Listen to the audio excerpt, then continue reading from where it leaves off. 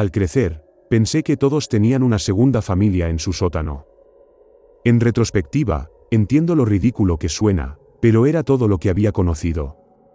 Sabía que cada noche, mi padre cubría las sobras de la cena con papel de aluminio, se levantaba sin decir nada y llevaba el plato al sótano. Escuchaba desde mi habitación mientras bajaba pesadamente los escalones chirriantes, contenía la respiración para escuchar los murmullos ahogados de su saludo. Sabía que todas las mañanas bajaba a despedir a su segunda familia antes del trabajo, y luego me besaba en la parte superior de la cabeza y me despeinaba al salir. Sabía que cada Navidad, traía un saco de paquetes brillantemente envueltos abajo con un traje de Papá Noel. Sabía que mi padre tenía una segunda familia en el sótano, y me parecía tan normal que pensaba que todo el mundo lo hacía también. Nunca olvidaré la primera vez que le pregunté a mi madre por ellos. Era pequeño, tal vez 5 años, cuando por fin encontré las palabras para preguntar. Madre, ¿por qué no puedo jugar con los del sótano? Mi madre era la encarnación humana de la energía frenética, una máquina orgánica de movimiento perpetuo. Siempre andando, o limpiando, o removiendo una olla. Siempre con un cigarrillo encendido entre sus amarillentos dedos. Nunca olvidaré que, mientras esa pregunta flotaba en el aire, finalmente se detuvo por primera vez. Su quietud era inquietante de una manera que no puedo explicar. No hablamos de ellos, se apresuró a decir, dando una larga calada a su cigarrillo. Expulsó una columna de humo por la ventana abierta antes de inclinarse para quedar a la altura de mi cara, con sus ojos inyectados en sangre a escasos centímetros de los míos. No necesitas jugar con los niños, pero los niños necesitan a papá. Volvió a hacer una pausa, la inquietante imagen de ella detenida se grabó en mi mente de forma permanente. Finalmente, murmuró, papá también los necesita. Esa noche oí a mi madre gritar a mi padre en su habitación. Me sorprendió que no supieran que yo lo sabía, y me sorprendió más, incluso me asustó, descubrir que no querían que lo supiera. Sobre todo, no querían que se lo contara a nadie en el colegio, ni a nadie. Después de esa noche, todo fue diferente. Mi padre solo se ocupaba de las sobras después de la cena, solo bajaba la comida después de que yo me acostara. Dejó de visitarlos por las mañanas. Mi madre también empezó a actuar de forma diferente. Siempre había notado que estaba distante de mi padre, siempre había notado cómo se erizaba bajo su contacto, cómo se alejaba al otro lado de la habitación cada vez que él entraba. Pero se puso peor después de eso, me sentía profundamente culpable. Sentía que había arruinado el matrimonio de mis padres. Pero era solo un niño y tenía curiosidad. Necesitaba saber sobre ellos. Hubo otro cambio después de esa noche crítica, le pusieron una cerradura resistente a la puerta del sótano. Aún así, necesitaba saber. Hay algo horriblemente espantoso en descubrir que una segunda familia del sótano es anormal, algo más horrible aún en no saber quién o por qué. A los 7 años, me decidí a llegar al fondo del asunto. Para no meterme en problemas, solo podía investigar cuando se cumplían 3 condiciones. Estar en casa después del colegio, que mi padre siguiera en el trabajo y mi madre no estuviese cerca para pillarme. Estas circunstancias rara vez se superponían, pero una vez que llegué a casa después del colegio y descubrí que el coche de mi padre no estaba, y que el incesante movimiento de mi madre la había llevado al punto de agotamiento, me quité los zapatos y me arrastré hasta la puerta del sótano, silencioso. Y entonces, llamé a la puerta. Fue un golpe silencioso, por miedo a despertar a mi madre de su siesta, pero fue un golpe, no obstante. Fue algo más que un simple golpe, fue una iniciación, una invitación, una confrontación con el mayor misterio de mi vida.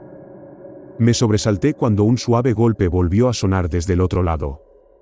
Fue casi inmediato, como si la persona del otro lado me hubiera estado esperando. La idea me congeló por un momento, pero sabía que no tenía tiempo que perder.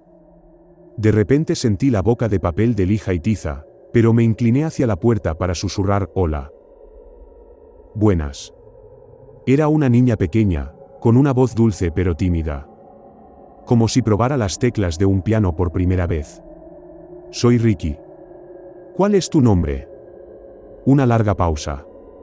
Lila. El de mi hermano es Isaac, pero no habla tan bien. Pero aún es pequeño. Mamá dice que comenzará a hablar cuando esté preparado. Respondió simplemente, como si toda la situación le pareciera tan normal como a mí, al otro lado de la puerta del sótano. Sin embargo, papá viene de visita a veces, así que supongo que hay 4.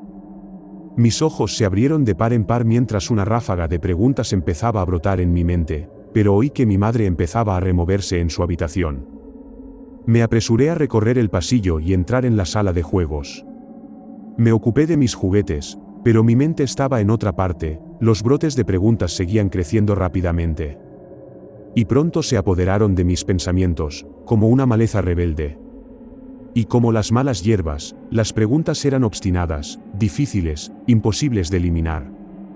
Las raíces de la situación y sus implicaciones se desenredaron, se extendieron por todo mi cuerpo. El miedo se plantó firmemente en mi vientre, cuando me vi obligado a enfrentarme a la posibilidad de que no conociera realmente a mi padre, de que no conociera en absoluto a mi propia familia. Si mi padre también era el padre de Lila, ¿qué significaba eso para mí? ¿Y por qué no se le permitió salir del sótano? Durante los 2 años siguientes, me escapé a la puerta del sótano en esos raros momentos de libertad. Llegué a conocer a Lila, a quererla, y con el tiempo, incluso a amarla, era mi mejor amiga. De niño, me sentía bastante solo. Mis compañeros de clase me rehuían por razones que no podía entender, como si algo en mí fuera inherentemente repelente para mis compañeros. Solo tenía una amiga en el colegio. Y en casa, tenía a Lila. A medida que íbamos hablando, en un flujo interminable de preguntas de ida y vuelta que se agolpaban en los momentos más breves, ambos llegamos a comprender las diferencias entre nosotros, entre nuestras vidas y nuestras circunstancias. Las diferencias que al principio nos parecían tan normales se hicieron más grandes, más agudas y más aterradoras de lo que ninguno de los dos podía comprender. La injusticia de todo esto se volvió imposible de ignorar. Lila se lamentaba de que no se le permitiera ir al colegio, de que no pudiera salir a jugar o a hacer amigos. Incluso, anhelaba las cosas que yo más detestaba, los deberes, lavar los platos después de cenar, u ordenar mi habitación cada domingo por la mañana. Dijo que había vivido en ese sótano toda su vida, que probablemente incluso había nacido allí. No recordaba nada diferente antes de ser encerrada en la fría y húmeda habitación. Me avergüenza admitirlo, pero, al final, no pude gestionar la culpa que sentía, por vivir la vida que Lila nunca tuvo. Era tan joven, tan ingenua. Ya no sabía cómo manejar la situación, así que hice lo único que se me ocurrió. Dejé de intentarlo. Dejé de visitar a Lila. Se acabaron los intercambios secretos y susurrados. Se acabaron los golpes rápidos en la puerta para que supiera que estaba allí, que alguien estaba allí para ella. Los días, las semanas, los meses y los años, pasaron sin que Lila abandonara mis pensamientos, pero con su existencia compartimentada. Confinada en el sótano de mi propia mente. En casa, era más difícil mantener los pensamientos sobre ella. Cuando mi padre le traía la cena, horas después de mi hora de dormir, yo me quedaba despierto y caliente en mi cama. A veces la oía gritar. A veces oía el estruendo de la bandeja contra el suelo, el plato rompiéndose con el impacto. A veces la oía llorar, sollozos horribles y dolorosos, mientras yo montaba nuevos juegos de Lego en la sala de juegos. A veces ella gritaba mi nombre. Nunca me perdonaré por ello, me odio por ello, y me lo merezco, pero la ignoraba cada vez. Lo peor de todo, sin embargo, fue cuando empezó a llamar a la puerta. Estaba terminando los deberes de ciencias del día, cuando llamaron por primera vez a la puerta. Un golpe silencioso, pero un golpe sin embargo. Una iniciación, una invitación, una confrontación. Se me heló la sangre al darme cuenta, de dónde venía, de quién venía. Me subí a la bicicleta y no volví a casa hasta que la cena estuvo en la mesa. Esa noche, oí a mi padre gritar a Lila por primera vez. Le gritó que dejara de llamar a la puerta. Que cuidaba de ella, de su hermanito y de su mamá, y que solo podía hacerlo si se quedaba en el sótano, si se quedaba callada. Pero no se dejó convencer, y sus golpes se hicieron más frecuentes y más fuertes. Yo ya tenía unos 10 años, así que tenía un poco más de libertad, toda la libertad del mundo, comparado con Lila. Evitaba mi casa a toda costa, y solo volvía por las tardes, donde me recibían inmediatamente los golpes. Para entonces, era menos golpear y más embestir el peso total de su cuerpo contra la puerta. Mi madre empezó a pasar la aspiradora obsesivamente para tapar el ruido. Ya ni siquiera miraba a mi padre a los ojos. Imaginé los moretones que florecían en el hombro de Lila, a lo largo de su brazo. Si le dolía, no lo decía. No se detuvo. Dormir se convirtió en un recuerdo lejano, dejándome aturdido, irritable, confundido, y sobre todo, aterrorizado. Empecé a presentarme en casa de mi amiga del colegio, ahora mi única amiga, sin avisar, solo para escapar de los golpes de Lila. Estaba claro que no les gustaba a sus padres, y las tensiones aumentaron entre nosotros dos, llegando a un punto de ebullición que terminó en una pelea. Le di un puñetazo en el estómago, y ella me devolvió las palabras que me destrozaron, lo rompió todo. Un golpe mucho más poderoso de lo que podría haber dado con sus pequeñas manos cerradas en puños. Mi madre dice que eres un cabrón, que tu madre es una puta. Tuve que buscar las palabras en mi diccionario cuando llegué a casa. Tuve que reunir el valor para, una vez más, hacer una pregunta difícil. Mamá, soy un cabrón. Tuve que ver cómo mi madre perdía el impulso, para volver a parar. Tuve que ver cómo se apagaba la poca luz que le quedaba. Tuve que sentarme allí mientras ella salía de la habitación, tuve que sentarme derramando lágrimas calientes mientras los golpes volvían a sonar. Cada poderoso empujón contra la puerta me sacudía la mente, un doloroso recordatorio de que Lila venía a por mí. Pero, mi madre volvió, y volvió con un viejo recorte de periódico en las manos, desgastado en los bordes. Lo sostuvo contra su pecho mientras por fin me contaba la verdad sobre Lila, sobre la segunda familia de papá en el sótano. Yo era joven, pero necesitaba saberlo. Mi madre también lo sabía. Entre sollozos ahogados, me habló de la antigua familia de mi padre, la que había tenido y formado antes de conocerla. El horrible error que habían cometido, el que le dio a ella lo mejor que había tenido en su vida pero le quitó otras 3. De cómo la antigua esposa de mi padre ya patinaba sobre hielo fino, de sus gritos de ayuda que quedaron sin respuesta, como cuando se enteró de lo que estaban haciendo mi madre y mi padre, lo poco que quedaba debajo de ella se hizo añicos. Sobre cómo cargaban la culpa como una pesada mochila. Que Lila estaba muerta, y también Isaac. Que su madre les había hecho eso, y luego se lo hizo a sí misma también. Mi padre los encontró en el sótano cuando llegó a casa del trabajo.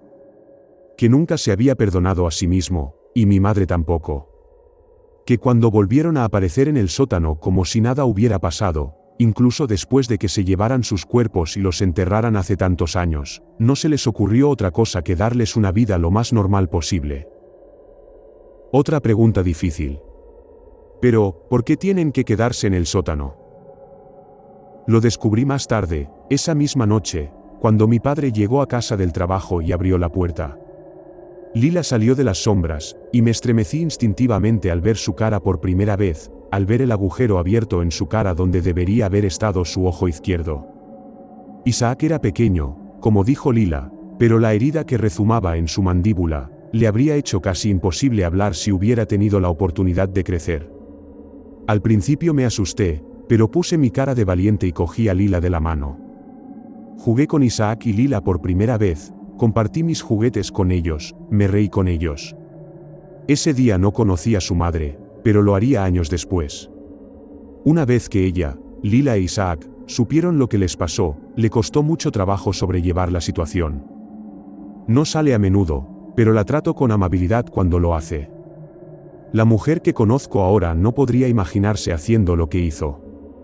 La segunda familia de mi padre seguía estando dentro, pero después de ese día, ya no estaban confinados en las sombras del sótano.